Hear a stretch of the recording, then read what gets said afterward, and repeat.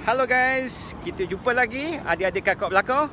Kita unggah sana, kita unggah sini. Hari ni kita berada di Jalan Ampang. Inilah dia KLCC yang pernah menjadi bangunan tertinggi dalam dunia sebelum tahun 205. Hari ni kita nak bincang pasal berita semalam. Inilah dia tajuk dia.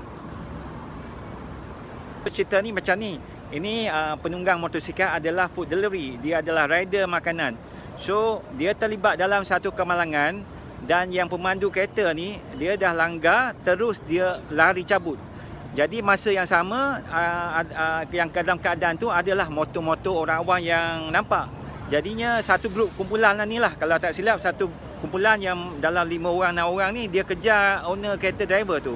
Sampai-sampai dapat, dan last tu, dia heretkan driver tu daripada kereta dan dia ikat dengan tangan, dua-dua tangan sekali dia ikat.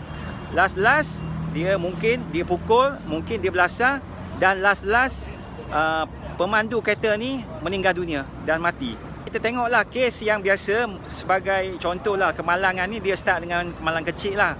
Macam biasalah, semua orang pun pernah ada kemalangan jalan raya yang biasa-biasa kecil-kecil ni. Tapi yang kes ni dia diakhiri dengan kes berat, iaitu kes kematian. Jadi apakah yang kita nampak kematian ni? Dia sabitkan ke dalam contoh elemen membunuh ataupun kematian bunuh tanpa niat. So saya pun adalah tanya kawan-kawan lawyer yang kes sebegini. Dia mungkin cakap nak tahu apa perbezaan lah tanpa niat dengan betul-betul niat. So dia cakap ni beza antara senjata yang dibawa, contoh alat-alat yang dibawa. So sebagai contoh on the spot, senjata on the spot yang ditemui ataupun senjata yang memang dia bawa daripada luar. Ataupun kalau kita dapat trace barang yang senjata dia pakai daripada luar, makanya itu adalah betul-betul kes bunuh. Ataupun kalau dia mungkin kita jumpa senjata dekat on the spot, okey, ini mungkin adalah kes bunuh tanpa niat. Okey, ini adalah keputusan tanyalah daripada kawan lawyer saya ni. Tapi yang main point yang kita nak cakap ni bukan pasal bunuh niat ke ataupun tanpa niat. Yang kita nak cakap tu ialah hukuman yang dijatuhkan tu, apakah itu hukuman personal kita mengikut emosi ataupun hukuman yang mengikut undang-undang persekutuan negara. Okey, hukuman personal tu bermaksudnya kita tanpa sabar ya. Kita tanpa sabar menunggu polis, menunggu mahkamah buat keputusan. Kita sendiri yang buat keputusan. Inilah yang bahaya. So ini adalah salah di sisi undang-undang. Sebab apa? Sebab undang-undang ikut kita punya cita rasa. Kita ikut emosi kita. Kita ikut kita punya emosi. Contoh kita belasah, kita pukul dan kita buat macam-macam. Kita buat cederakan orang yang walaupun dia bersalah, walaupun dia memang tak betul, tapi ia adalah salah dari segi undang-undang. Okey, sebagai contoh yang saya nak bawa, kita tengok dekat history European lah. Dia history dulu-dulu lah daripada negara France.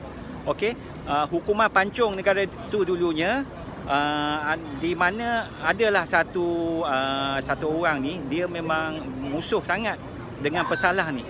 Okey, jadinya dia tiba masa orang ni yang dia musuh ni buat kesalahan, okey, dan dijatuhkan sebagai hukuman pancung. Tetapi dia ni oleh kerana dia punya dosa, dia cakap dia nak tebuskan dia punya dosa dia nak tebuskan dia punya kemarahan, dia punya dendam dengan musuh dia ni. Dia pun kautim yang orang cakap pegawai yang menjalankan tugas untuk hukum pancung ni. So maksudnya dulu kan yang pegawai, kalau hukum pancung punya pegawai dekat Euro tu, dia bertopeng kan. Dia tutup topeng, dia gelap. Okey, dan orang ni dia kautim pegawai ni dengan dia pun bertopeng. Jadi dia tukar, jadi dia sendiri yang sebagai pegawai hukum pancung.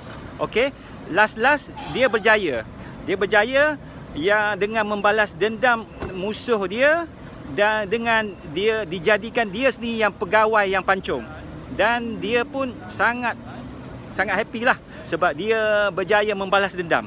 Tapi kes ni last ia diviralkan, dan selepas beberapa tahun dia diviral dan dia dicek balik dan dia didapati bersalah oleh mahkamah tempatan tu.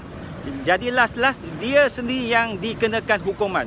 Okey, maksudnya sebab apa? Sebab dia melakukan jenayah. Sebab itu tugas bukan dia yang menjalankan tugas untuk pancung yang bersalah tu. Jadi saya nak apa yang saya nak highlight ni, dengan kes yang kita ada pada hari ni, maksudnya kita tak boleh bertindak mengikut kita punya emosi dan mengikut hukuman cita rasa kita. Okey, kita kena bagikan orang yang kita dapat tu ataupun bukti yang kita dapat tu, kita kena bagi baik-baik dan kita bagi kepada orang yang betul, iaitu pihak polis.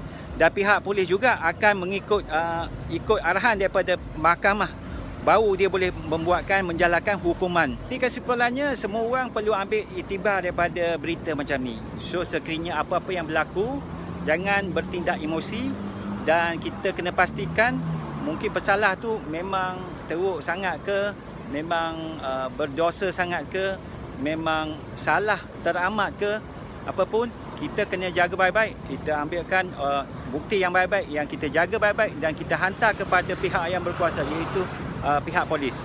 Kita harapkan kepada semua orang, kita mengambil sebagai satu iktibar untuk semua orang. Terima kasih semua. Kita jumpa lagi. Bye.